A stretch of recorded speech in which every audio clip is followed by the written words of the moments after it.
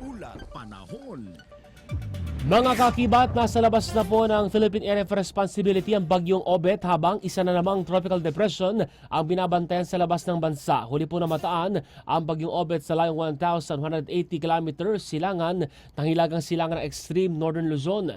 May hangin pong taglay na abot sa 150 kilometers kada oras at bugso na abot sa 185 kilometers kada oras.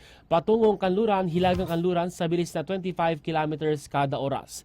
Ay po sa pag-asa ay nahatak nito ang hanging habagat na nararanasan sa Luzon ngayong pong araw habang may namataan namang tropical depression sa labas ng bansa. Sa layong 1,760 kilometers kada oras, silangan ng hilagang silangan o hilagang Luzon. Wala pa rin pong direktang epekto mga naturang weather systems, ngunit patuloy pong umiiral ang habagat sa kanlurang bahagi ng bansa.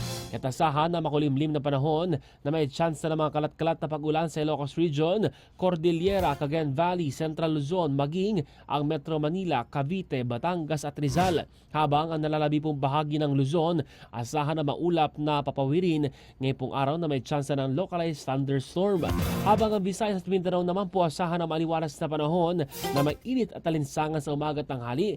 Habang may tsansa naman po ng mga localized thunderstorm lalo na sa hapon at sa gabi.